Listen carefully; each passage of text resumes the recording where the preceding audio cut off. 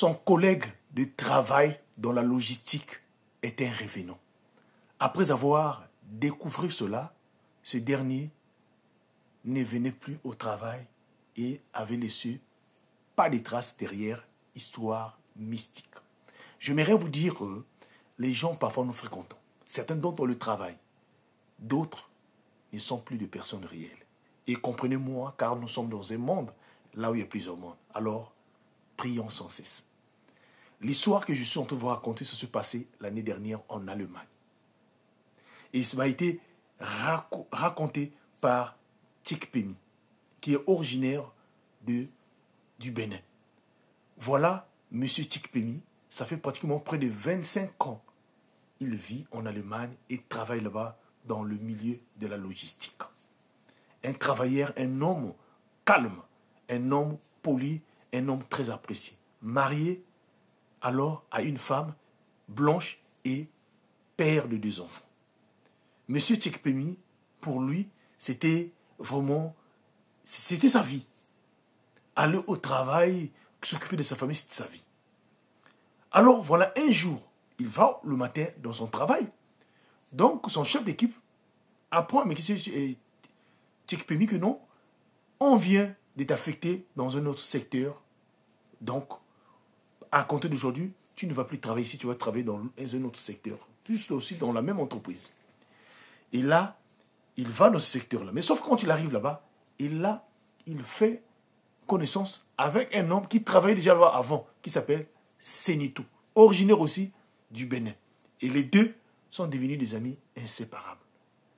Chaque jour, à la pause, les deux mangeaient ensemble, racontaient des histoires du passé, du Bénin et partout.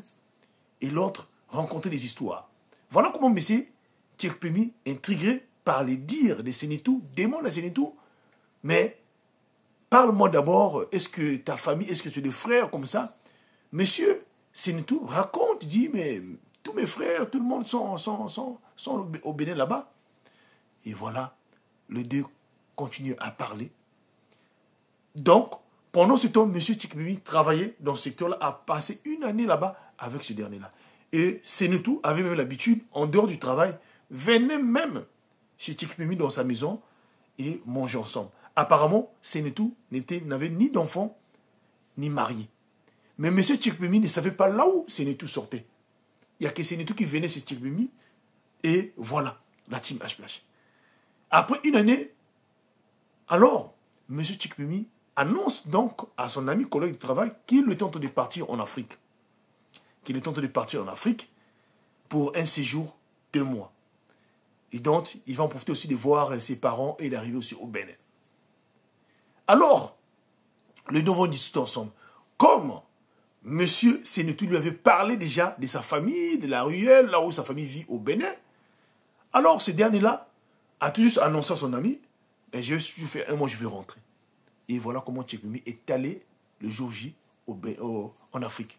Après son séjour, de là où il partait, il a fait un crochet rapidement dans son pays d'origine qui est le Bénin. Arrivé au Bénin, rencontré sa famille, ses parents qui étaient là-bas, il a pensé, ah, on m'avait parlé aussi des familles internes, moi je veux quand même voir leur famille là-bas, même si leur fils ne m'a pas parlé, mais c'est un homme très très calme pour lui, je vais aller leur voir. Voilà comment le monsieur se déplace pour aller voir dans le quartier la team HPH. Arrivé sur place, déjà, la famille était une famille, en tout cas pauvre. Quand il arrive sur place, il constate bien, il se renseigne. Ah, mais je veux voir la maman Intel. Et on lui montre la maman, une vieille maman fatiguée, était assise sous sa natte. Et voilà comment le monsieur s'approche et parle à la dame, dit vraiment, je vis en Allemagne, j'étais des passages ici, là, je ne pouvais pas repartir en Allemagne, même si je n'ai pas quelque chose, pour venir quand même vous saluer.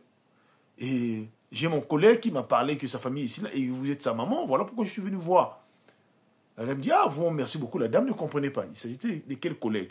Maintenant, l'enfant qui t'a collé dit, ah, papa, vous parlez de quel collègue là? Parce que c'est une vieille dame, elle ne comprend pas. Vous parlez de quel collègue? C'est là où le monsieur dit, non, moi je parle de Sénitou qui vit avec moi en Allemagne. Il dit, de quel Sénitou ici? On n'a pas de Sénitou ici. Là. Il dit, Sénitou, on vit en Allemagne avec lui ensemble. Ça fait beaucoup d'années ensemble. On travaille même ensemble.